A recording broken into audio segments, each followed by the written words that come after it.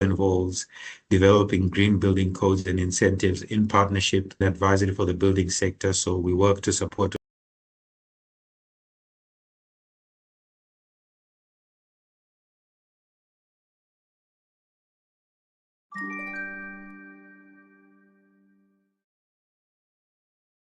to this RICS Africa chapter CPD event or webinar. My name is Kushinga Kambarami. I'm the Green and Resilient Built Environment Lead for the Africa region at the International Finance Corporation, part of the World Bank Group. Can we just do a quick check? Can everyone hear me okay? Can you just give us a thumbs up? All right, excellent.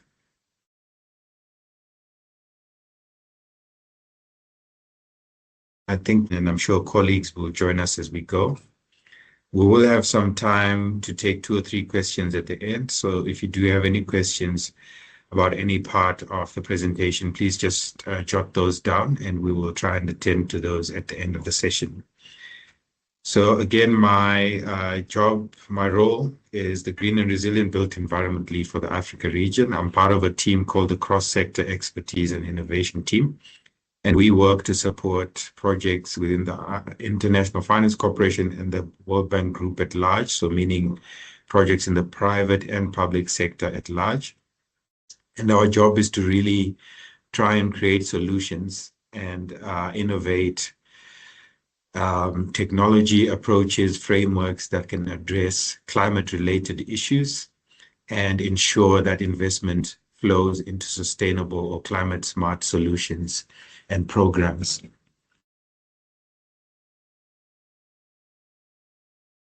So I'll start with an introduction where we'll talk about IFC's approach to green buildings in general, and then it will get a little bit broader in scope where I'll talk about the context and the history of the EDGE certification, which we'll be talking about today.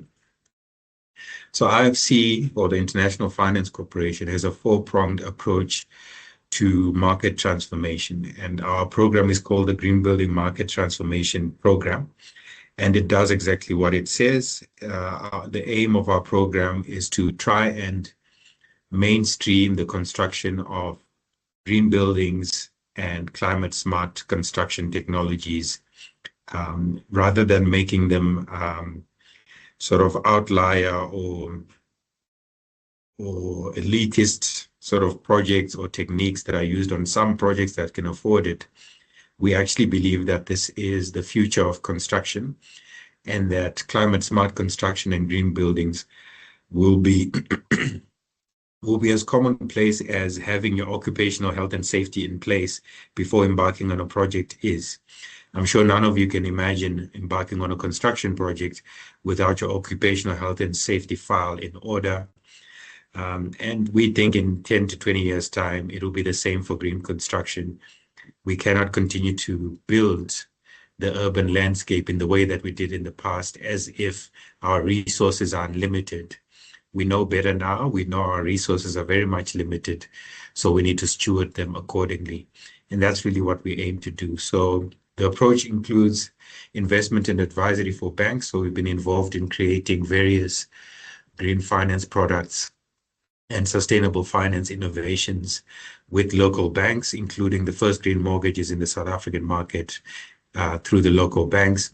And then we have investment and advisory for the building sector. So we work to support a lot of private developers as well on their projects, teaching them how to mainstream green building practices in their day-to-day operations.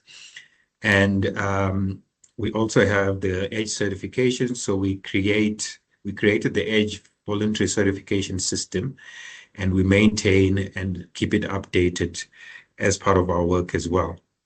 Then in some markets, some of the work we do also involves developing green building codes and incentives in partnership with national, provincial, or local governments, whichever may be appropriate in those markets. So in South Africa, we are lucky that our national building regulations already contain a lot of green building elements, but in other markets, this is work that we necessarily have to do. because a little known fact is that in some markets, when you try to do something innovative in terms of sustainable construction, you may find yourself in contravention of the local regulations. So that necessitates a need to update those regulations so that they can create a framework within which projects can innovate and bring in alternative construction methodologies, more efficient and more energy and water efficient designs, and so on and so forth. So the EDGE certification is not the only innovation that we have developed or that we have rolled out to the market and that we are using to drive change in terms of how we build our urban environments. So we're here to talk today about the EDGE Green Building Certification, but we also have the Apex Cities Planning Tool. And this is a planning tool that is used at city level to plan and prioritize city level spending by actually quantifying the environmental impact of what that spending will do.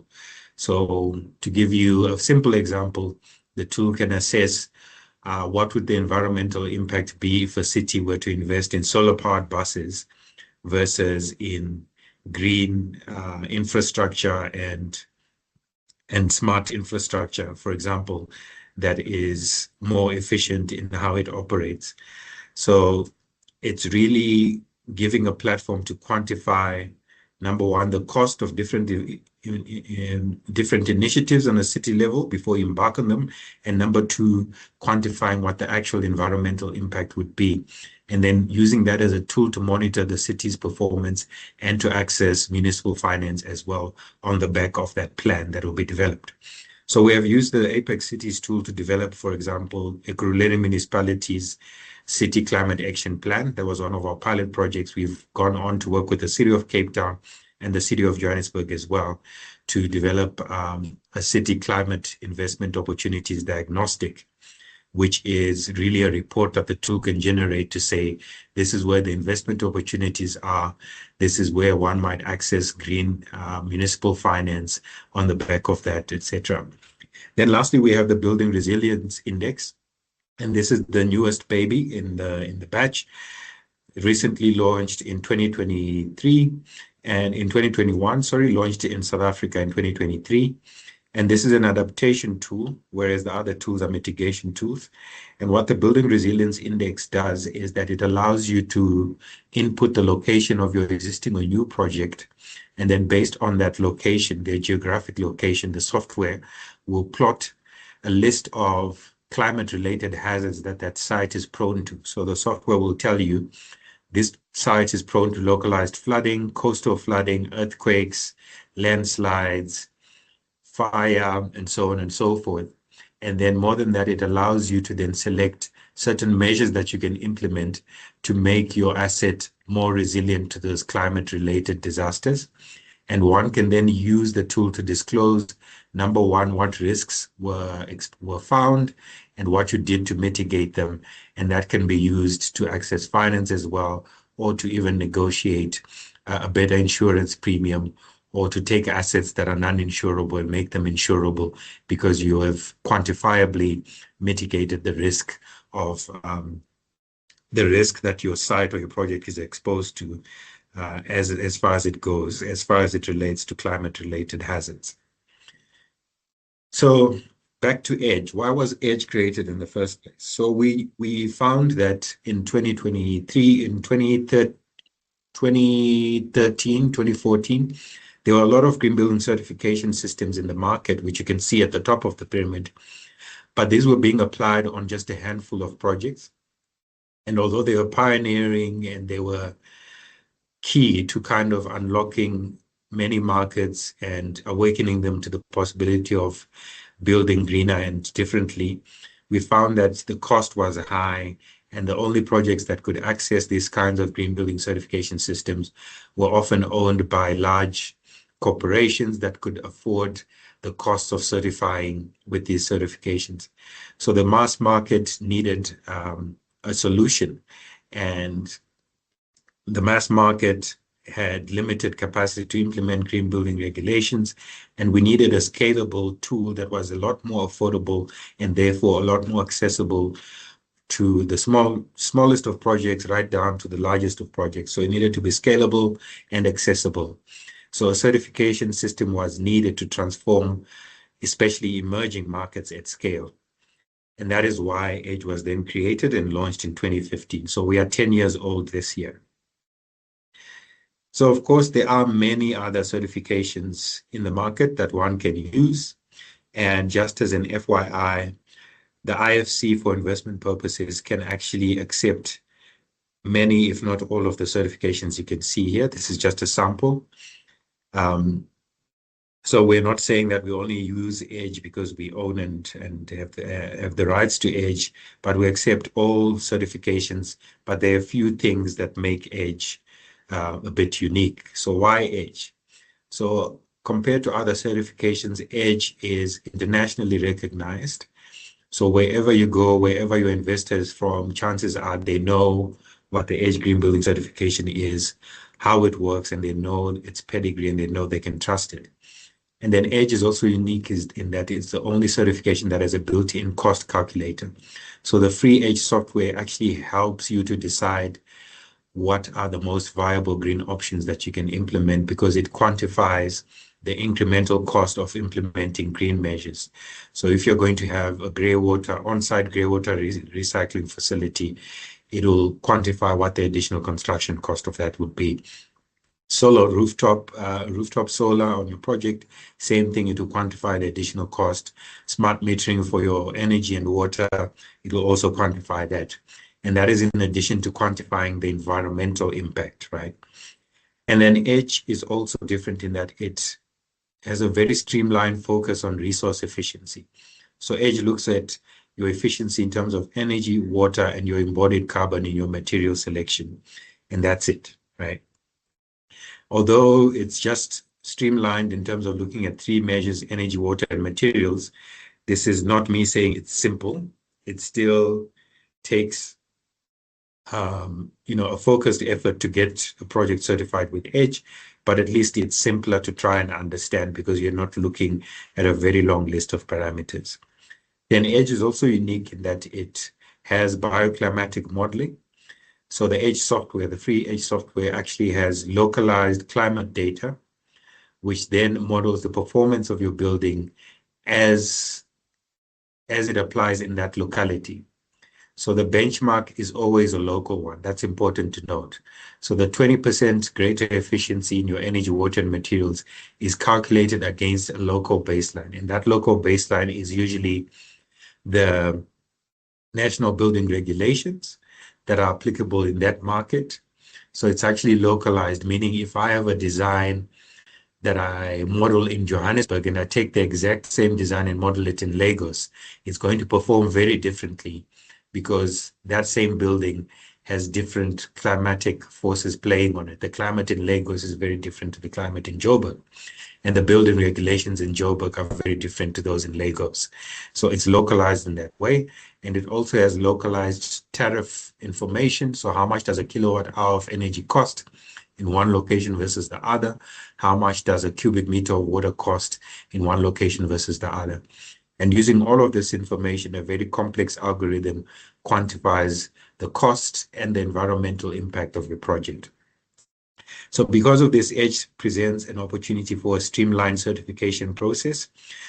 It is currently one of the quickest certifications that one can use to certify a project, where a project can be certified in as little as 3 months, depending on the availability of data supporting documentation for a submission. And EDGE also presents an opportunity for portfolio decarbonization.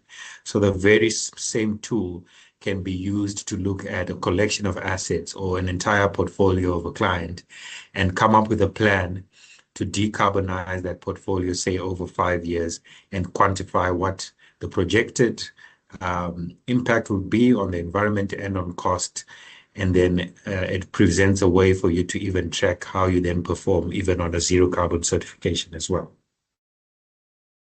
So it's not an African certification, it's a global certification. It's always important for me to mention this. So you can see the size of the green dot represents the volume of projects that have been certified in each market. We have a presence globally in more than 128 countries. We have certified more than 128 million square meters of floor space, which represents more than 11,000 projects. And we have more than 19 billion US dollars linked to EDGE certified projects that have been completed.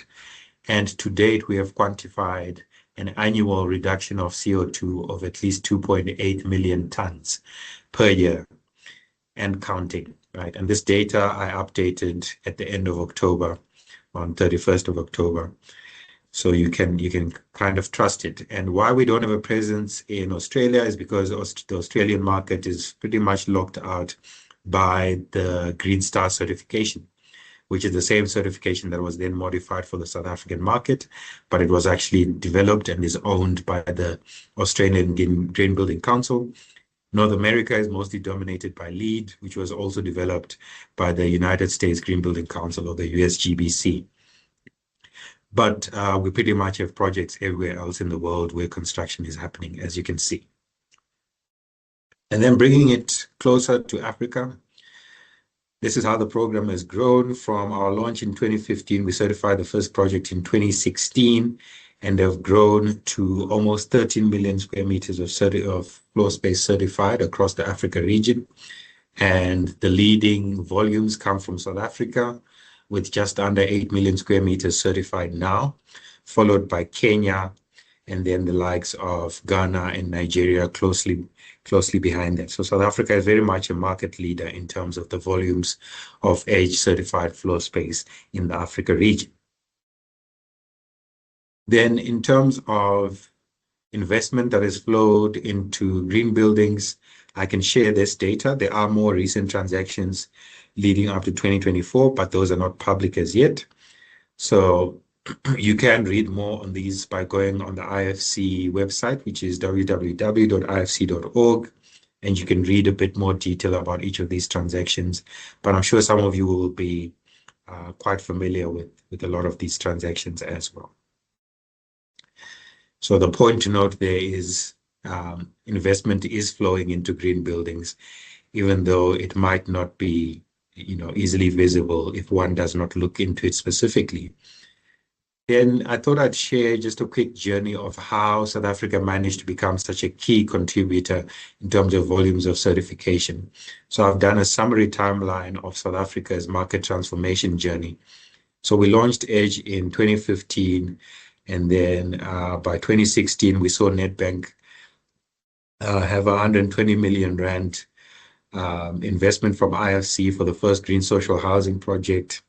And then in 2017, we had the first final certification. So in 2016, we had the first preliminary certification, and I'll explain what that is in coming slides.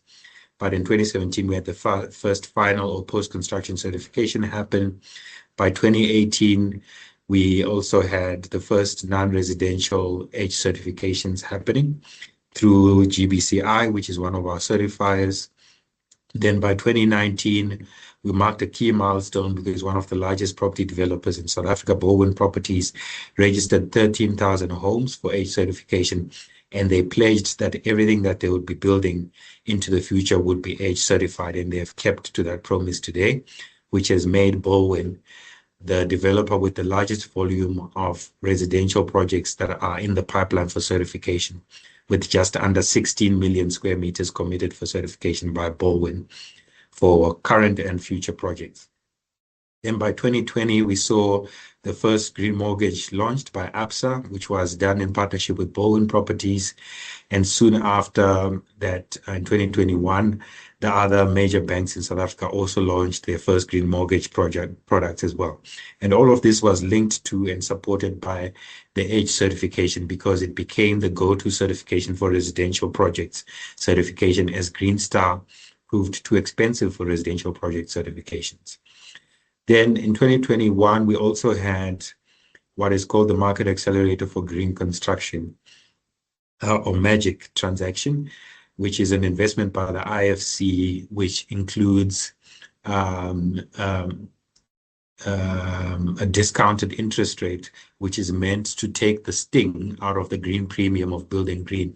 So at that time, it was a 3% back that would be offered to the Nedbank's developer clients if they build EDGE certified projects. So our first investment with Nedbank was $71 million US. We then since went back and did a second investment with Nedbank for $240 million. We also had investments in ABSA for $241 million. And we have a first transaction that went through in 2024 for $250 million. All told, investments linked to Magic specifically, just from South Africa alone, came to just over $1.3 million linked to EDGE certified projects. So I'll now move to how one can actually go about certifying their projects with the EDGE Green Building certification. So EDGE, as it's commonly known, is actually an acronym, and the acronym stands for Excellence in Design for Greater Efficiencies.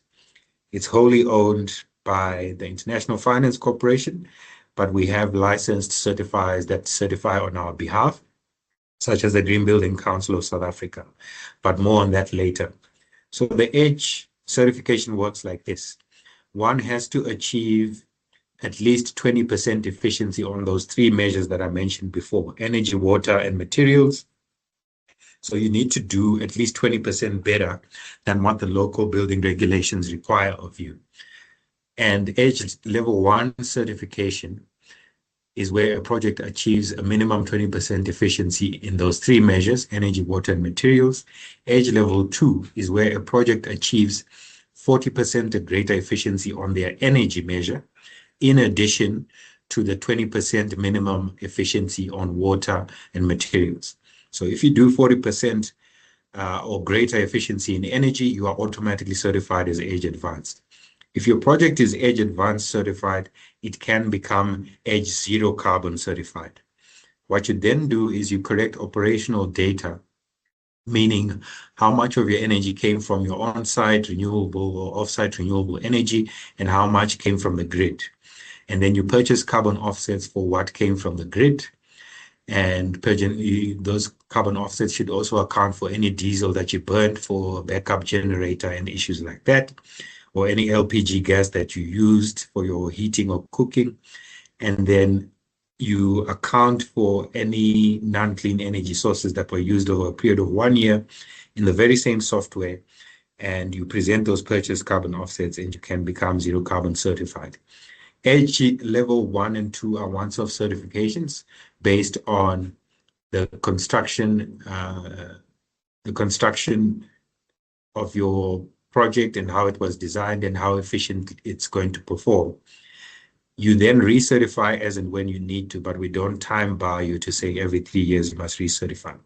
However, Level 3 is time barred. You have to recertify every 3 to 5 years because this is the only operational certification. This requires operational data, which is collected over a period of 1 year with at least 75% of your building being occupied with normal operations happening, right? So the free EDGE software I mentioned before, as I said, it shows the payback period for each efficiency measure, and it can show you the progress towards certification by telling you how far or near you are to your 20% minimum efficiency goal. And it can show you the incremental cost, as I mentioned, and the payback period.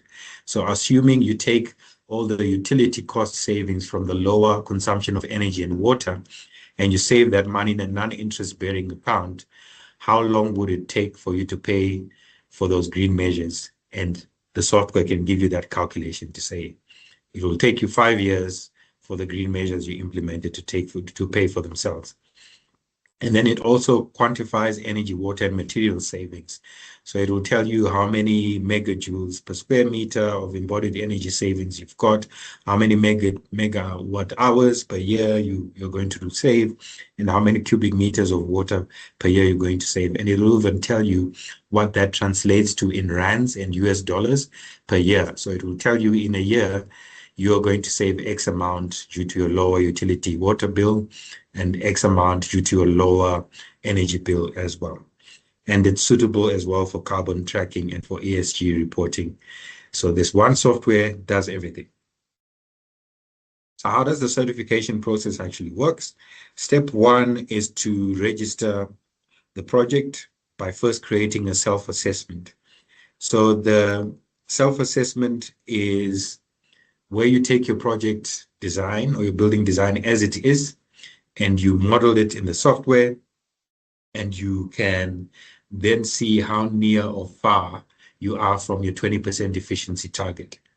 So please ignore the typical cost there. That's based on a typically large construction project. So that 10% would typically be between 2 and 4% of your additional of your project cost, excluding the cost of land, right?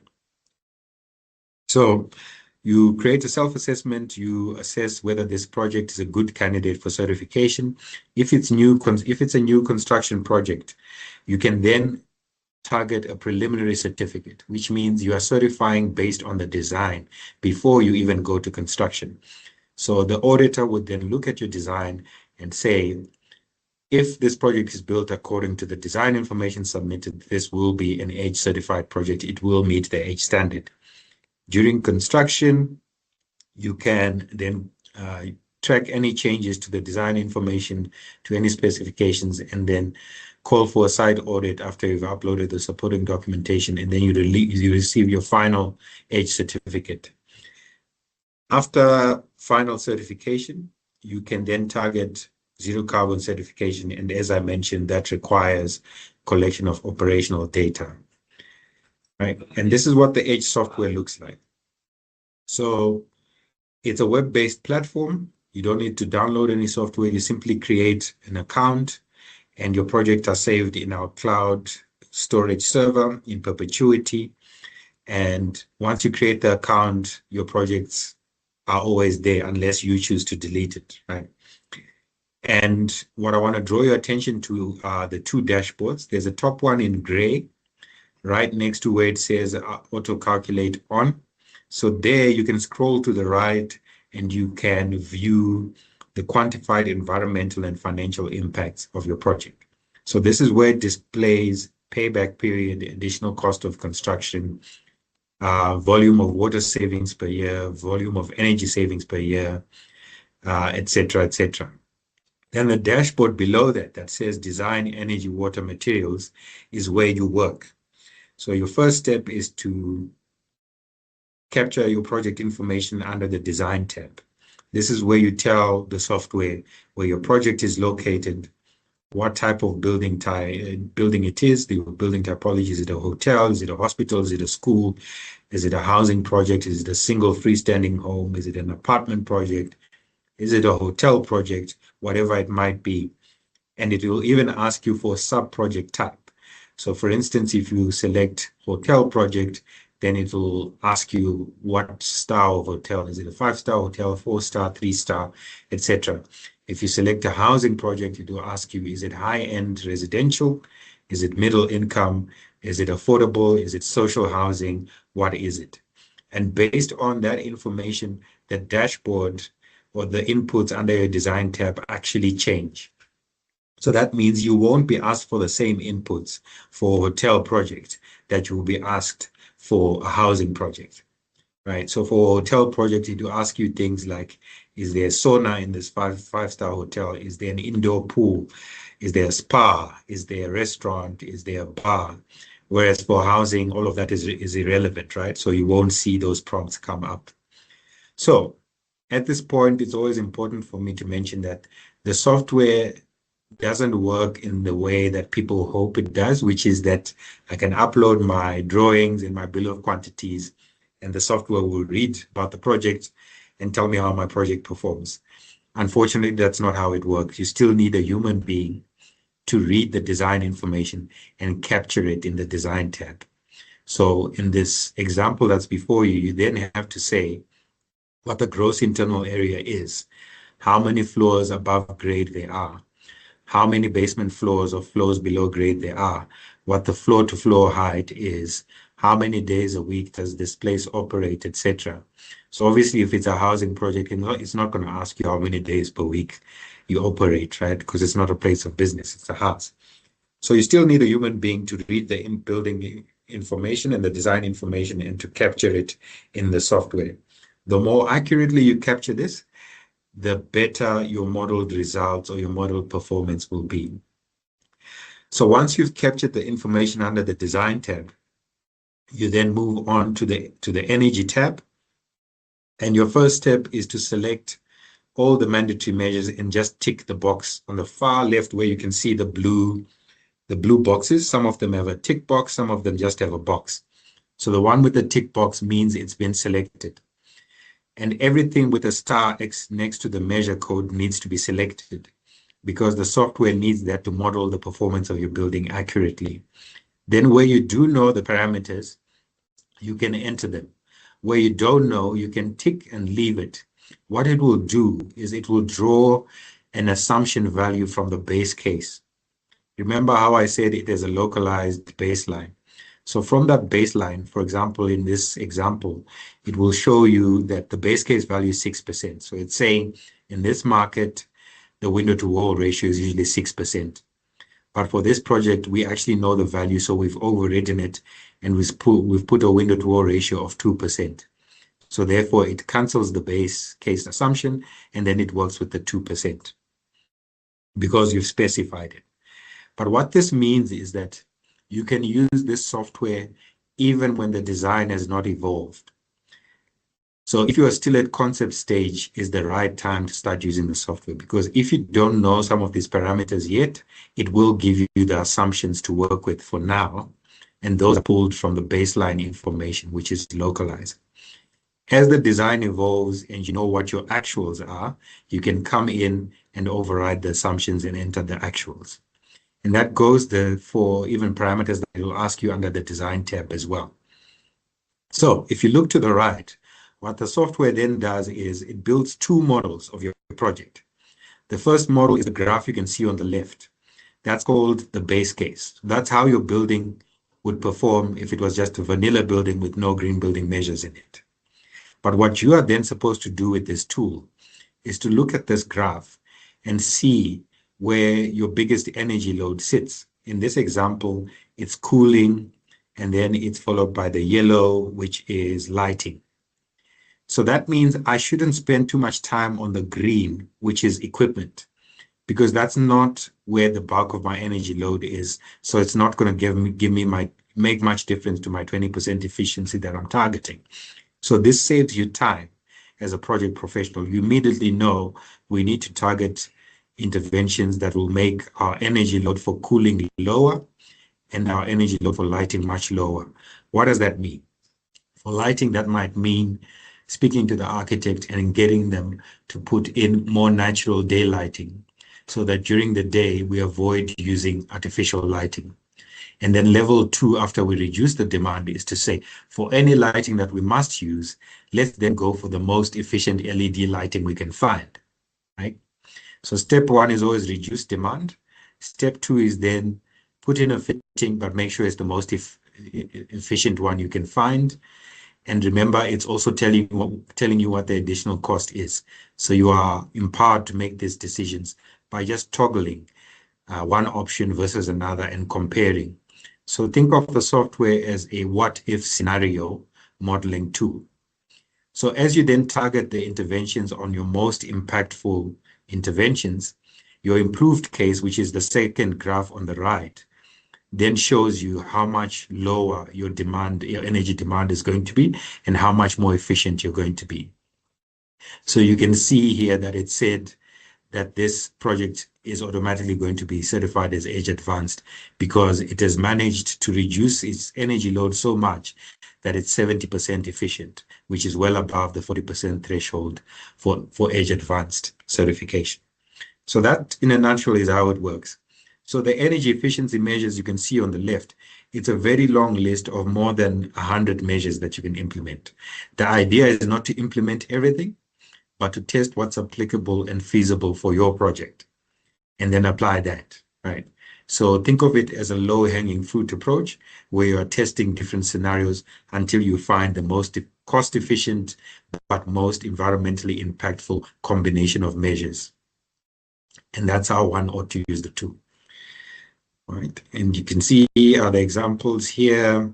And then under the water measure, it's a similar process. You can see the base case and then the improved case on the right. And you can see where our biggest water demand was for, in this case, I think it's flushing, followed by the wash basins, right? And then to some extent, the HVAC system, which is the yellow there. And then materials, for materials, you have to specify everything. Everything is mandatory. Why is that? Is because materials have a bearing on your energy performance. So the software is so sophisticated, not only does it localize and quantify your cost and your environmental impact anyway, it also does advanced calculations in terms of how each of the measures interact with each other. By this, I mean, it also does a calculation of how does your selection of materials affect your energy performance. And that's done through the thermal insulation properties of the materials you select. Some materials make it so that external temperature changes don't affect your internal temperature that much. So if you select well-insulated exterior wall materials, your energy efficiency is going to improve, because that's then factored in by the software to say, even if it becomes 35 degrees outside, this building is so well insulated that the consumption on the HVAC system is really not going to change that much. Whereas a poorly insulated building, the consumption on air conditioning is probably going to go up, for example. Or for plug-in wall heaters in the winter, for example. And it will do the same thing with your water and energy measures. So if it's a home project, if you then say, I'm going to reduce the flow rate on my shower heads, and we all know most people take warm showers, then it does a calculation to say, if this person or this household is using less hot water, that means the energy load for reheating the water in the geyser up to temperature is going to be lower because they're consuming less hot water. So therefore, it factors that in and improves your energy efficiency. So that's also a calculation between the measures that the software is doing in the background too. Right? So if ever you're working on a real life project and you change something on your water and you find your energy efficiency has improved or worsened, you'll know why.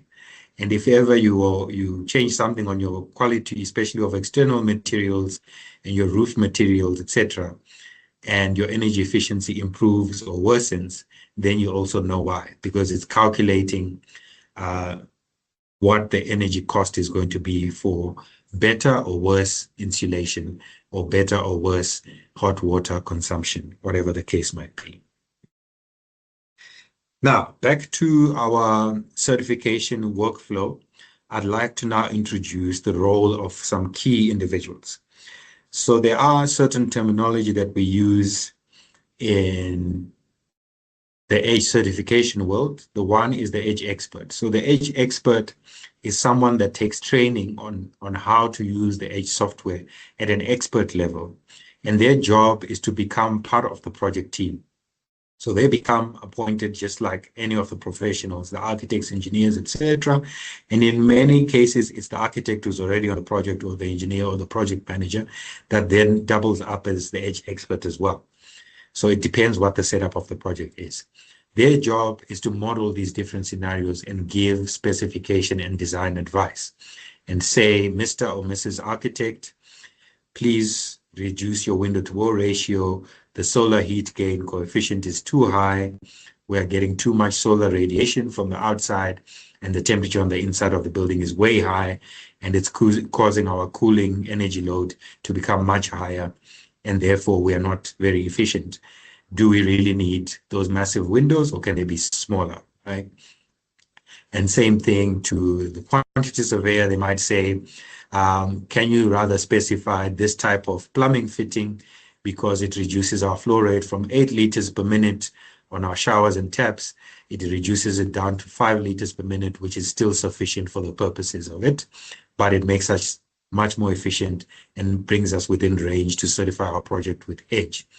And then the project team has to be considering all of this. And the EDGE expert importantly collects supporting documentation for every measure that has been selected. That supporting documentation is usually what the project will already have. So it's the architect's drawings, the engineer's drawings, engineer's calculations, technical data sheet for material that has been specified, the quantity surveyor's bill of quantities, finishes schedules, window schedules, that sort of thing. And for a project that has completed construction, it would also include delivery notes where we need to see exactly how many of these LED fittings were delivered to site. And is it sufficient to cover the whole project? Because, for example, we calculated that you're going to need 230 of these light fittings. Why were only 60 delivered to site, right? So the Edge expert has to collate all of this information and upload it into the software. On the other end of the process sits an Edge auditor. And the Edge auditor is also an individual who used to be an Edge expert that has completed a few projects from start to final certification, and then goes for a second round of training and sits for a second exam. And there is an Edge expert exam, by the way, and then sits for a second exam and becomes an Edge auditor. But key to note there is you need to be an experienced expert that knows how to certify a project before you become an auditor. And the Edge auditor's role is to just check for compliance. They may not give design advice to the project. They just review the documentation submitted, the claims that have been made, verify the calculations, and then they recommend the project either for certification or they send back the project with comments to the Edge expert to say, the supporting documentation you've submitted is unclear. You have given me 300 pages of a technical data sheet. I don't know what I'm supposed to be looking at. Can you extract the relevant page and highlight it for me, please? And then the Edge expert has to do that to make sure that everything is clear.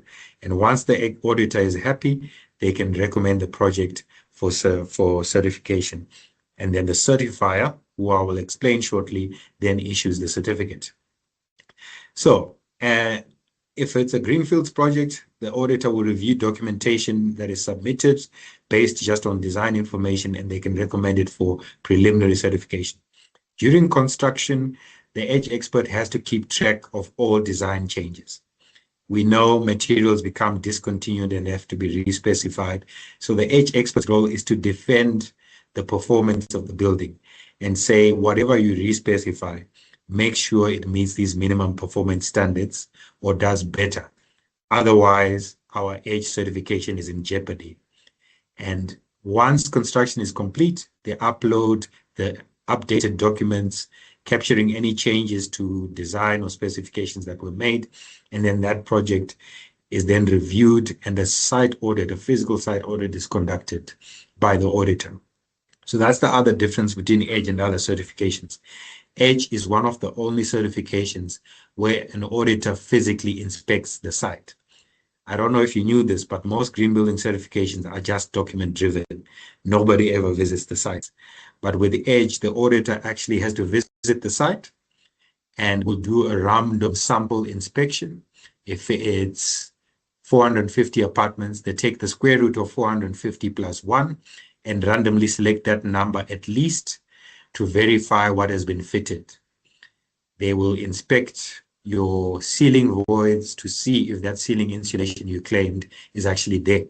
They will be there with the 1 liter bucket and a stopwatch to verify your flow rate. To say you claimed 5 liters per minute, but I've opened this tap and it was flowed at 10 liters per minute instead of the 5 liters that you have claimed. And before they certify the project, the contractor has to address any corrections that the auditor finds before a final certificate is issued. And then similarly for zero carbon certification, the operational data is also reviewed by the Edge auditor. Now, back to the certifier. You remember I said that the Edge auditor refers the project for certification to the certifier. So the certifier is a respected independent body within the green building fraternity that then applies, for a license from the IFC. And then after meeting certain conditions, they are issued with a license to certify Edge projects on behalf of the IFC. Why we do this is because the IFC is a large organization. We are not built to deal with individual certifications. At any given time, the Green Building Council of South Africa is reviewing at least 200 to 300 Edge submissions. We don't have that kind of staff. but these entities do, and they do the day-to-day operations of actually handling the individual project certifications. So all 4 certifiers have a license to operate across Africa, including South Africa, and each certifier has a unique pricing methodology. What do I mean? Green Building Council of South Africa will quote you based on the level of effort. They'll look at the complexity, the number of typologies in your project, etc. And based on that, they will give you a price for certification. Sintali will take a similar approach, but they also work within a set tariff structure, but they very much do a negotiated price structure based on complexity as well. GBCI, which is actually the business unit of the US Green Building Council, the same entity that owns the LEED certification. Yes, they also certify for EDGE. So GBCI is a global certifier, so is Sintali. So Sintali and GBCI certify our projects across the globe, and Green Building Council of South Africa has a license that's limited to Africa only, right? So GBCI then uses a tariff structure. So they don't care how complex a project is, whether it's a hotel project, housing project, they have a simple tariff structure. If your project is between 2 and 3,000 square meters, there's one price. It might be, for instance, 69 US cents per square meter.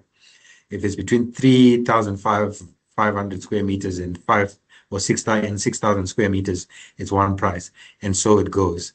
And then if it's above 15,000 square meters, then at that point, they'll say, okay, we need to meet with you and then negotiate a price. Right. And then Bureau Veritas, this is the newest certifier that we've added. We added them to serve Francophone Africa because they have French-speaking staff, and they have a one-stop solution where they can give you the expert services, the auditor service, and the certification function in one. Whereas with the other 3, you still need to hire an expert if you choose to do so, and you still need to hire an auditor. So hiring an expert is not mandatory, it's recommended, but hiring an auditor is necessary. You can't certify a project without an auditor.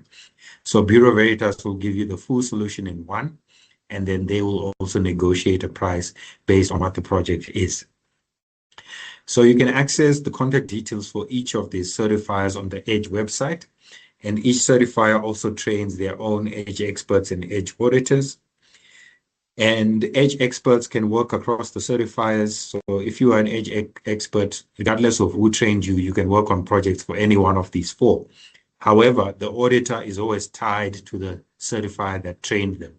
So if you were trained by GBCSA, you can only audit projects for GBCSA because they have their own internal workflow. So you have to get accredited with the others to understand how they want you to deal with their submissions, and then thereafter you can audit projects for them. So, and you can certify new build and even existing or retrofit certified projects. They handle all of them between the 4 of them as well. And they handle all building typologies from residential to hospitality to school projects, whatever it is. So the next question is, how are some of our EDGE clients using the EDGE certification? A key element to this is, as I mentioned before, that you can use the EDGE tool to certify an entire portfolio. Step 1 would be to set your 2030 and 2050 decarbonization targets, right? So 2030 being decarbonizing of all new construction, 2050 decarbonizing of all new and existing assets that you have. And then next step is to complete the EDGE assessment, which I explained to you, to say, how are the assets performing as they are before we retrofit them for EDGE certification? Next is the tool will then plot a target pathway for your portfolio emissions reductions, which you can see on the graph below. And then next would be to complete the retrofit assessment and use the retrofit planning sheet to plot a portfolio retrofit plan. And then you can use the software to then track the performance against your target, whether you are planning to do this by 2030, by 2050, depending on what it is. Everything can be done in the same tool. So back to Bowen Properties. They are one of our EDGE champions. As I mentioned, in 2013, they pledged to certify all their projects with EDGE.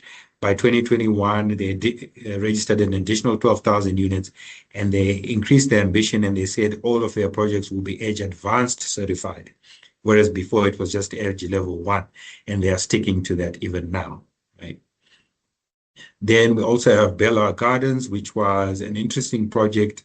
It became, I think, the first sort of social housing project that was certified with EDGE. There was a BBC feature documentary done on it where the residents mentioned how the certification with EDGE actually put money back into their pockets and what they were using those extra funds for. So it had a real human impact beyond us just saying it's a certified green building. Then we also have the block. This became the first retrofit certification of a housing project. So this was an existing apartment block within Transcend Property Fund's portfolio, and they did a retrofit certification on an existing asset as part of their retrofitting refurbishment of that asset as well. We also have IHS, International Housing Solutions. They certified the first EDGE preliminary certified project in Africa back in 2015. And it was off the back of a $25 million investment by the IFC in IHS. And they have done so well that on certain typologies of theirs, they have brought down the additional cost of greening to between 0.25 and 0.8% additional capex, where in 2017 for that typology, that's set between 2 and 6% additional. So the lesson here is the more time you allow yourself for value engineering, the lower the cost of greening your project can be. It's usually when you try to do this as an afterthought, then you will really feel the additional cost of additional studio time for redesigning and so on and so forth. But if you bake it in as an intention from day one at concept level, the cost of greening doesn't have to be high at all. Then we also have Equitas Property Fund, who now do EDGE certification on all their new construction. It's part of their due diligence process now. They do not build anything that is not EDGE certified. And this works great for them because they target international tenants, such as your DHLs, etc. And EDGE certification just makes it easier for them and their tenants to comply with ESG requirements. And then we also have, for example, hotels beyond residential and industrial projects. We are seeing a lot of hotel projects as well certifying with EDGE. And why they are doing it is because it reduces their operational costs. So you can imagine if I am using 20% less water at least and 20% less electricity at least, and I'm a hotel operator, that is a massive boost to my bottom line, right? And there is growing consumer preference for sustainable stays and sustainable travel as well. And in some markets, they are also adopting EDGE to also comply with evolving regulations around compliance with the decarbonization of such assets as well. So some examples as well, we have Casada Capital Management. They had a $160 million senior loan from the IFC to create a large hotel portfolio in sub-Saharan Africa. And the first tranche of 80 million was issued in 2021, and subsequent tranches have been issued as well. So they are ongoing with that project. We also have Ascot, which worked on through a sustainability-linked bond. And then we also have the Caribbean Green Building business case as well. And other examples of why hotel operators and owners are adopting this is in compliance with global compacts like the UN Global Compact, the Sustainable Hospitality Alliance, and also this Sustainable Stay program that is developed by websites such as Booking.com, where we see that a lot of travelers prefer to stay at in a green certified hotel. So this is a sample search of a hotel in Casablanca that only came up with 2 properties that were green building certified. So such hotels will only list you as a sustainable stay if you have a verified green building certification such as EDGE. And this is why, for example, hotel operators are going for EDGE. And other examples are shown here. All these hoteliers have EDGE certified projects across Africa and in other parts of the world as well. So you can read more case studies on the EDGE website. If you scroll to edgebuildings.com and you go to the top right, there's a project stories page, and you can read by typology, whether it's hotels, hospitality, industrial projects, etc. What you need to note is the stories listed there do not represent all of the certified projects in that market. They are just a sample of the projects. And Edge is really growing fast because it is ticking the boxes in terms of these international green finance standards, examples of which are shown here. So back to that point that I made earlier, that Edge is globally recognized, and that's why it's becoming an easier pathway for so many of our clients to adopt as a green building strategy. So I will stop there, and thank you very much, ladies and gentlemen. We'll pause for questions, and we'll take any questions that were put in the chat at this point. Thank you.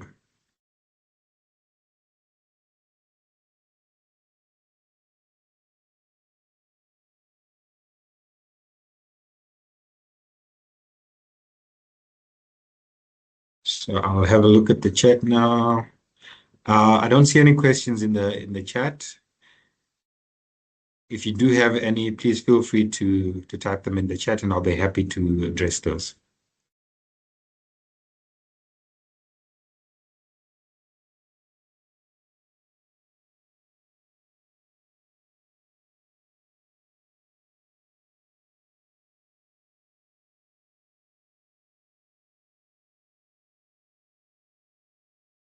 I hope this means I was very, very clear in my presentation, or it could go the other way, that none of what I said made sense.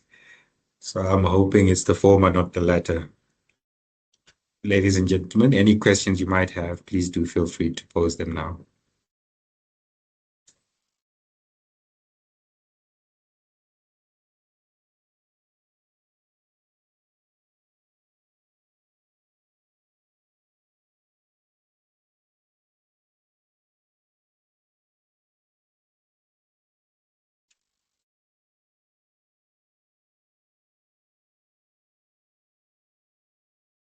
Okay, if there aren't any other additional questions, I think we've done well with 3 minutes to spare.